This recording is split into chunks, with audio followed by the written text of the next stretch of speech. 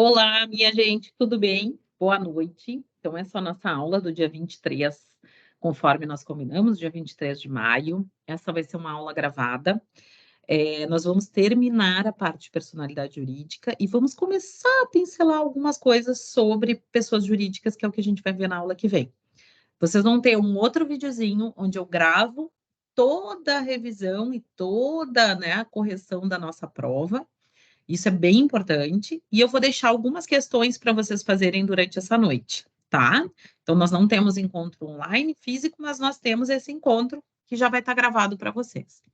Eu vou compartilhar com vocês agora a nossa telinha, na verdade, da lei, né? Então, do Código Civil. Por quê?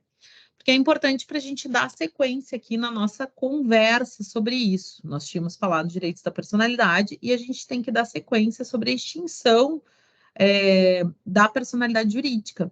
Então, isso é extremamente importante para a gente entender, né, como é que isso vai funcionar dentro da lei. E também nós vamos ver dois institutos, a questão dos ausentes, né, da ausência, e a questão da comoriência, tá? Então, a gente vai falar sobre esses dois institutos que são também bastante importantes para a gente poder entender. Gente, nós vimos que o início da personalidade jurídica vai se dar justamente com o nascimento com vida. E vimos também que no artigo 6º, nós vamos ter que a existência da pessoa natural ou da pessoa física vai ter como fim, vai ter como término, né, a sua morte. Essa questão da morte, ela pode ser efetivada, né, ou ela pode ser real, né, ou ela pode ser presumida, né, quando nós tivermos o caso de pessoas ausentes, por exemplo. E aí a gente vai entender um pouquinho o que é essa ausência, como é que isso pode acontecer. O Código Civil, ele vai permitir duas situações relacionadas, né? Duas grandes situações quando a gente fala sobre a questão do ausente, né? A primeira delas, né? E isso vai vir previsto no Código Civil, vai se referir àquele, né?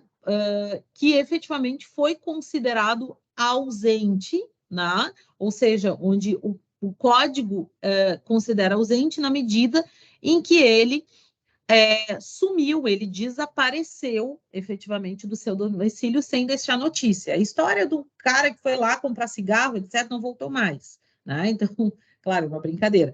Mas é o indivíduo que desapareceu sem deixar notícias, né? E aí, esse sim vai ser considerado ausente, porque não há nenhuma forma de presumir efetivamente, né? Ou de se verificar que efetivamente esse indivíduo está falecido. Diferentemente, a segunda grande hipótese que a gente vai ter de morte presumida é a questão do artigo 7º. Então, no artigo 7º, eu não preciso, pelo artigo 7º, vamos colocar nele ali, eu não preciso dessa declaração de ausência. Porque diferentemente, aqui, tá? Diferentemente do caso dos ausentes, onde eu tenho um desaparecimento, eu não faço a menor ideia do que aconteceu. Neste caso aqui do artigo 7º, eu tenho a declaração de morte presumida sem a necessidade de decretação de ausência. Por quê? Primeiro, inciso primeiro, porque é extremamente provável a morte desse indivíduo, porque ele estava em perigo de vida. Ele tinha ido para a guerra, ele foi, né, para um lugar perigoso, etc. Ainda, né, o caso emblemático que nós tivemos, por exemplo, da queda do helicóptero do Ulisses Guimarães, ele entra aqui, né? Então, o indivíduo sofreu um acidente, o corpo não foi localizado efetivamente. Presume-se, né? Tem-se a morte presumida sem a necessidade de declaração de ausência. A mesma hipótese, né? Da mesma forma, no inciso 2º, se alguém tiver, né, desaparecido em campanha ou foi feito prisioneiro e não for encontrado nos últimos 2 anos em caso de guerra, tá? Então, esse caso do artigo 7º é o caso em que não há necessidade de declaração de ausência, que basta que se tenha o esgotamento da possibilidade de encontrar esse indivíduo, como tivemos no caso de Mariana, ou outros casos ali de desastres ambientais, em que as pessoas ainda são procuradas, a declaração de morte efetiva, então, de extinção da personalidade jurídica dessas pessoas, e, consequentemente, se fixa, então, em sentença, olha lá, ó, se fixa em sentença a data provável desse falecimento, né, como forma de se tentar resolver essa, essa questão. E isso depois, certamente, né, tem que ser averbado aí de modo que se tem aí a sentença declaratória de morte presumida deste indivíduo.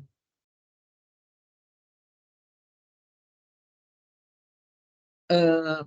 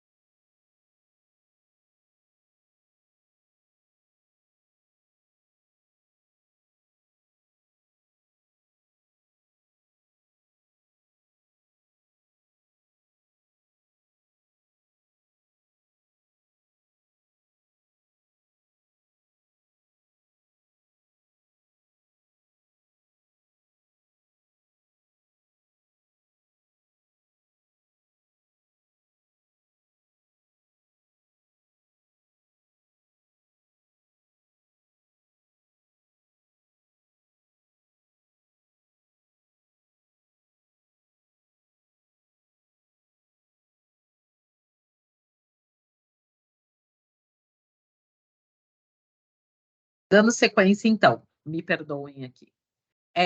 O que que acabou, o que que acabou, qual é a diferenciação, então, que a gente vai ter? A gente vai ter os casos de morte natural, os casos de morte presumida, que podem ser dois: morte presumida sem decretação de ausência e morte presumida por decretação de ausência. Ou seja, aquele que desaparece e não tem nenhuma causa provável de que isso tenha acontecido, tá? Então, essas três situações extinguem a personalidade jurídica.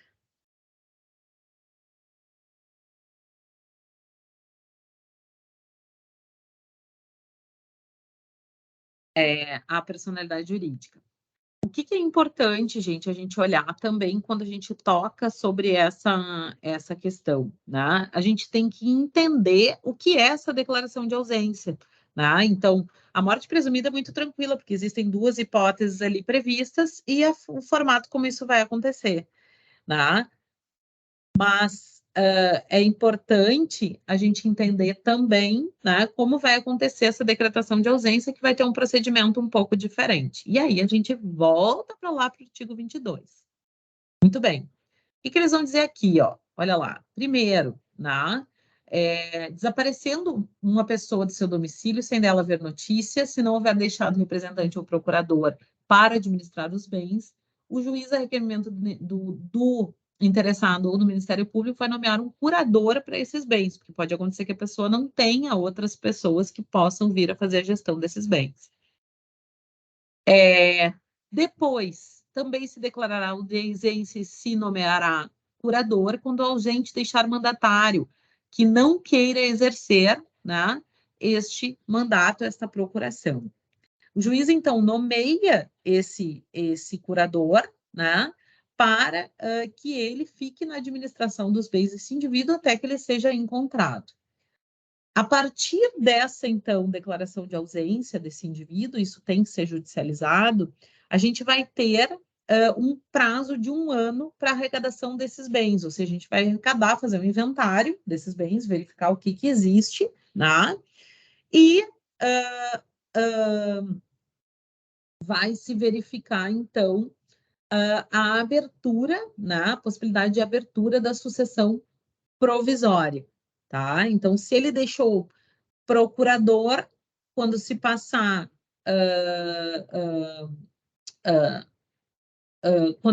se ele não deixou um procurador, quando se passar 1 ano, se ele deixou um procurador, quando se passarem 3 anos, nós vamos ter, então, a abertura dessa sucessão provisória, até para que a gente possa ter uma movimentação relacionada a isso. Há uma sentença também que vai determinar essa sucessão provisória para que se dê, então, a tramitação necessária para isso, né? Então, se faz a arrecadação de bens e se dá sequência em relação a essa questão da sucessão provisória. Via de regra, essa sucessão do ausente, ela vai acontecer de maneira provisória, porque via de regra ele vai reaparecer.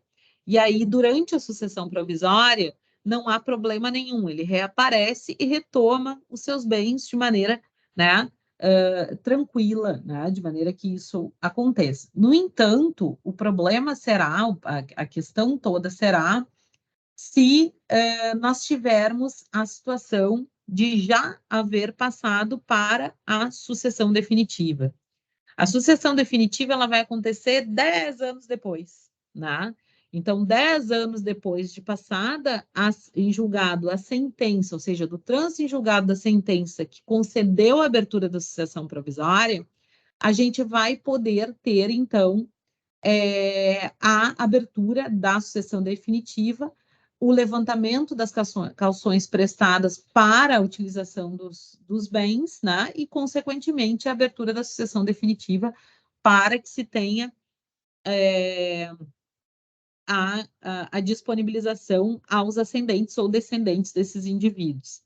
Então, vejam, aqui a gente encontra um problema. Por quê? Porque se o ausente regressar, né, e o artigo 39 diz isso, nos 10 anos seguintes à abertura da sucessão definitiva, ele só vai ter direito aos bens no estado em que eles se encontrarem, né? Então, na verdade, ele vai ter direito aos bens da forma como eles estavam, né? Na medida em que eles já foram, né, efetivamente arrecadados e já foram redistribuídos aí para as demais pessoas. Então, essa é a grande questão quando a gente fala em sucessão definitiva. Outra questão bem importante, gente, e que a gente não pode esquecer, que toca na questão da extinção da pessoa natural, é justamente a questão da comoriência. Por quê? O artigo 8º ele vai dizer o seguinte: se 2 ou mais indivíduos faleceram na mesma ocasião, não podendo se averiguar se alguns comorientes precedeu ao outro, presumir-se-ão simultaneamente mortos. que é isso, gente? Por que isso tem uma definição de morte concomitante? É o exemplo de um pai e um filho que vêm a falecer no mesmo acidente de trânsito, né? E não se consegue precisar qual dos dois faleceu primeiro, ou qual dos dois, né, foi considerado pré-morto. Qual a importância disso, gente? A importância disso vai se referir justamente à questão da da da herança, da sucessão, justamente a questão sucessória. Por quê? Porque se o indivíduo ele é considerado pré-morto, é como se ele não existisse na cadeia sucessória e, consequentemente, isso afeta a transmissão para os seus descendentes, por exemplo, né? Então, isso é bastante importante nessa definição da cadeia sucessória. E aí, o Instituto da Comoriense ele aparece na medida em que se entende que eles faleceram de maneira simultânea, então ele passa a ter efeito sobre isso. Eu vou disponibilizar um videozinho contando um pouco mais sobre isso, né? Sobre esse passo a passo, até para vocês entenderem um pouco mais sobre como isso vai funcionar e qual perspectiva que a gente tem sobre isso, tá bom? Ok.